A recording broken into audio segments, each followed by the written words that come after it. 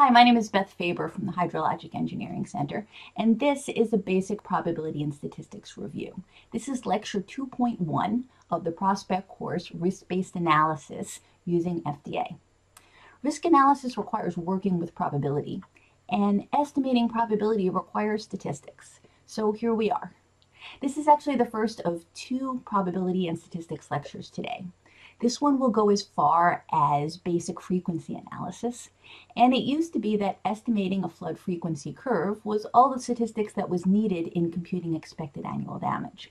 But estimating a frequency curve is uncertain, and the other relationships and modeling that we do in H&H and economics are also uncertain.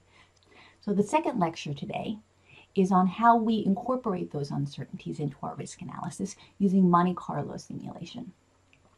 So when I present this lecture in a classroom, I start by asking the participants with a show of hands who's had probability and statistics in college, who's seen this material in the last 10 years, who's seen it in the last 2 years, and finally, who works with this material on a day-to-day basis. And as I proceed through those questions, the hands start to fall till there's few left by the time I ask who's used this material in their day-to-day work.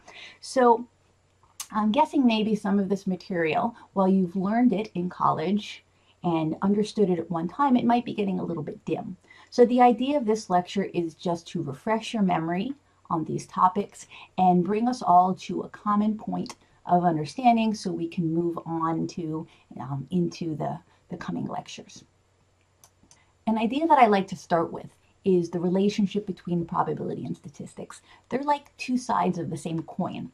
So if we have observations of a random variable, we can use statistical analysis to estimate probability relationships, and that will let us estimate the likelihood of future observations of that random variable. We can even make a cycle of it. So in the future, when we do have more observations, we can redo the statistical analysis to estimate improved probability relationships, right? And then use those improved relationships to make better estimates of future observations of the random variable.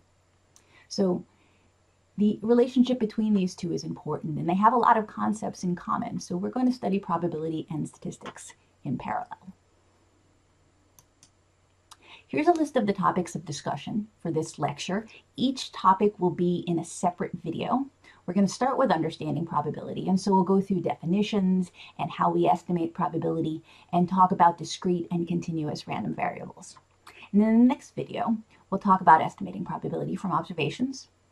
Then we'll review some of the common probability distributions that we use to describe random variables that are either natural variabilities or knowledge uncertainties.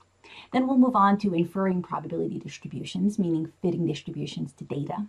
And then in the last video, we'll cover these last two topics, graphical probability distributions as opposed to analytical, and we'll touch on long-term exceedance probability again.